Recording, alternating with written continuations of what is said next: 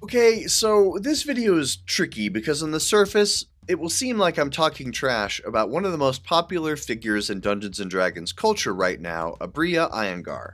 And yes, I'm gonna say some negative things about her, but there is an end goal to this. It's not a hit piece.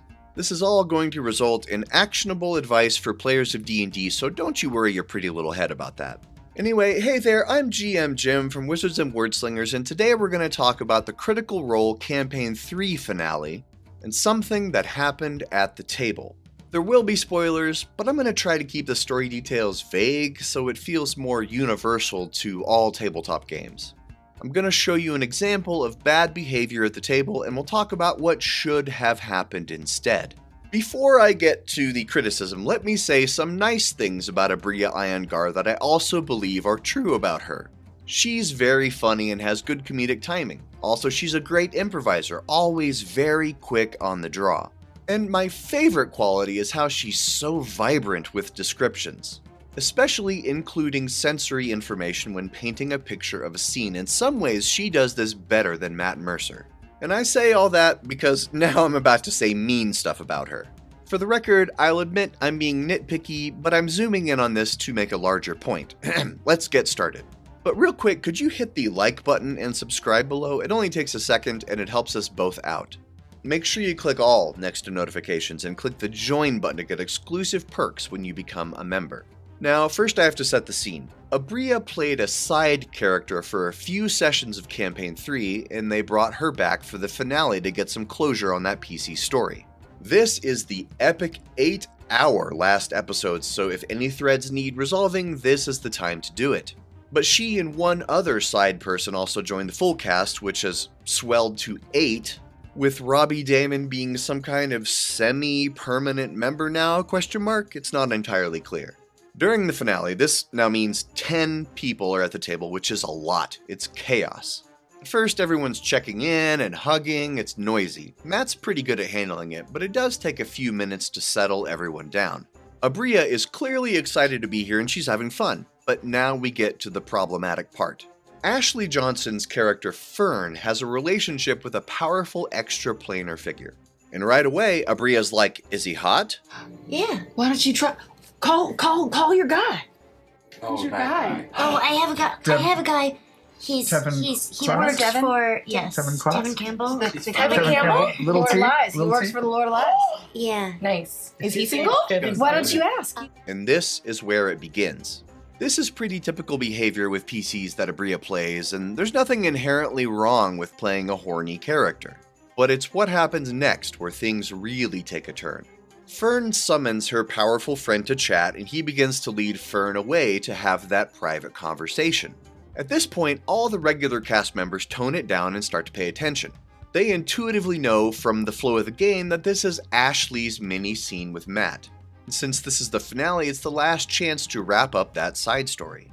Well, Aabria completely misses this. As they walk away, she loudly declares something like, "I'm coming too," and starts to walk after them to insert herself into the scene.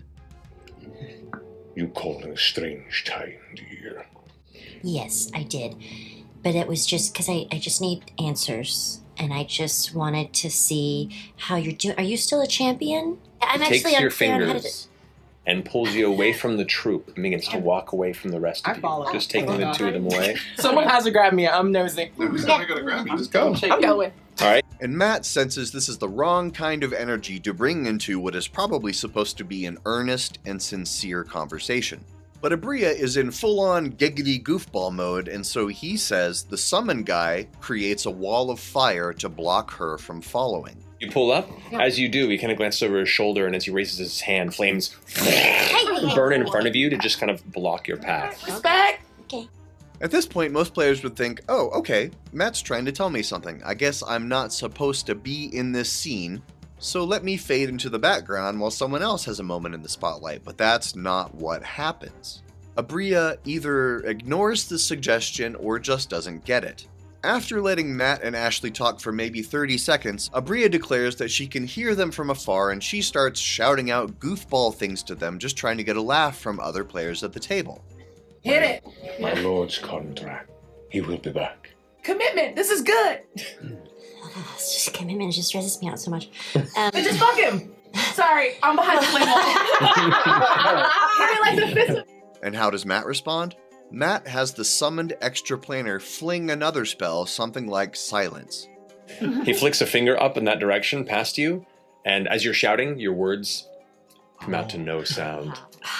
This is Matt's second warning. He even straight up says they cannot hear you.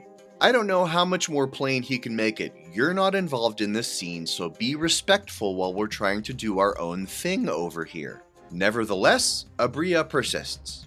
She spends the next 60 seconds or so pantomiming what she would be saying if not silenced, gesticulating and drawing everyone's eyes. As a result, Fern and her friend don't really get to have a scene because the rest of the table's attention soon gets pushed elsewhere. The energy has changed, and so Liam O'Brien tags in and pushes them forward into the next scene. The advice for players should be obvious here, but don't be a spotlight hog. Read the room. I'm all for people having a good time and hooting and hollering at the table, but not at the expense of important story moments for other people. Read the room. And I think there's good advice for DMs and GMs here by studying how Matt handled it. Even though it didn't work as well as he'd wanted, I like how he used in-game story beats to communicate his intent. First the firewall, then the silence spell. I imagine he probably wanted that scene to be longer and contain more dramatic moments, but it's gotta be nearly impossible to control a table that large. I've never run 10, but I know all it takes is one disruptive person to alter the mood and shove things in a different direction. We must be ever vigilant against the boisterous time wasters. Boisterous Time Wasters would be a good name for a band. When we talk about telling a communal story in tabletop games, that means more than one thing. It's not just about the decisions made. It's also about how we handle the tone and pacing together as a group. It's not solely up to the game master to moderate everything. The whole table decides how long to linger on certain conversations, what attitude to bring to certain scenes, when it's okay to be silly and when it's better to be serious. This is also how we make a communal story. A while back, I wrote a script for a video that I ultimately shelved about things I didn't like about Aabria's GMing style. Overall, it felt kinda mean, so I never made that video, but there was one section from it I wanted to talk about, and that is Critical Role Campaign 3, Episode 93. Aabria was in the DM chair for a side segment. I'm about to spew a big spoiler for EXU, so this is your warning. Here's your warning. Click away now. Okay, so Amy's PC Opal has been groomed by the Spider Queen to become her champion. And in this battle concluding that storyline, the Queen forces Opal to attack her friends. So Opal says to her, "Why do I have to kill my friends?" And Aabria, as the Spider Queen, says, "You agreed to take this power, now you must do my bidding." And then Opal mutters under her breath, "Well, you kinda pressured me into taking the power." And that speaks volumes about player agency and choice. It was clear that Aabria had set out the campaign with the intent to make Opal the Spider Queen's champion, and she got railroady at times when it seemed she wouldn't reach that outcome. It bothered me. And now, in order to make this a compliment sandwich, I guess I should close by saying something else nice about Aabria Iyengar. The Strixhaven actual play she did for Roll20 was amazing fun, and she has some genuinely great moments in the GM chair. Plus, no one rocks a jumpsuit like Quiddy. Anyway, this is GM Jim, and I hope you found something useful in this video. Until next time, don't let anyone else spoil your fun at the D&D table.